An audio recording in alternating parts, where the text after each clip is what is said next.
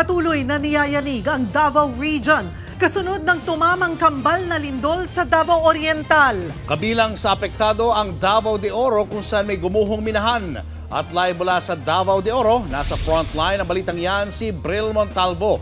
Bril, anong update dyan?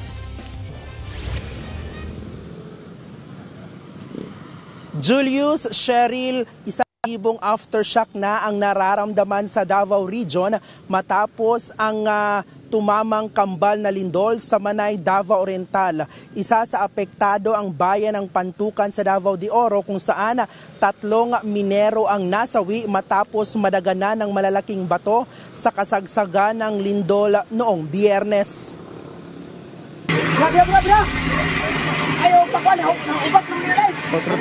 Mula sa maliit na butas, nagtulong-tulong ang mga minerong hilain ang kasamahan nilang natrap sa minahan sa Sitio Gumaya sa Barangay Kingking sa Pantukan, Davao de Oro nitong Biyernes.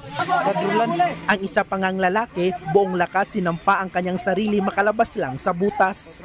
Biglang gumuho ang lupa nang tumama ang magnitude 7.4 na lindol sa baybayin ng Manay, Davao Oriental. Tiyempo pang nagtatrabaho ang mga minero sa isang small-scale mining ng ginto. Bagamat nakalabas ang ilan, 3 minero ang namatay dahil sa lindol ayon sa Pantukan LGU.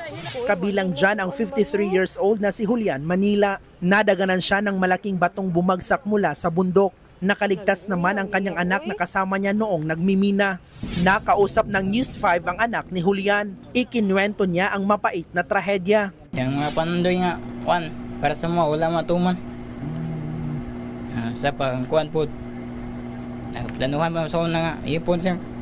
Kuhan mama ba? Buo ng pamilya, na. Ano naman nga, nawa sa papa. Ang nakaligtas na minero namang si Joel Arias na trauma rin sa nangyari. Sa kabila ng panganib, pinili pa rin niyang bumalik sa minahan kaysa walang trabaho at wala silang makain.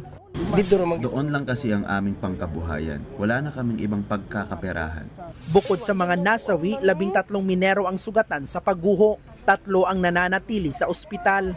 Nagbigay na ng tulong ang lokal na pamahalaan sa mga biktima ng lindol.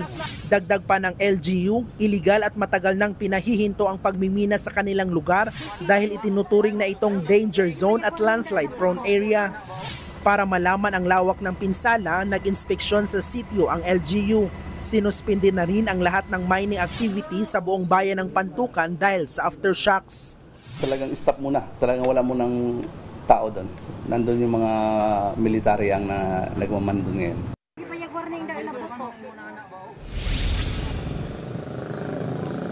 Julius, Cheryl, nandito tayo ngayon sa Davao de Oro Provincial Hospital kung saan higit 10 minero ang dinala dito na mga naapektuhan ng lindol noong nakaraang linggo. Nakalabas na ang iba at 3 na lang ang nagpapagaling pa sa loob. Mahigpit din na binabantayan ng otoridad ang lugar kung saan naganap ang landslide. Ito ay para masiguro na wala nang babalik at mag-ooperate doon. Balik sa inyo. Maraming salamat, Bril, at mag-iingat kayo dyan. Mga kapatid, Julius Babaw po. Para sa komprehensibo at makabuluhang balitaan at talakayan, mag-follow at mag-subscribe na sa social media pages ng News 5.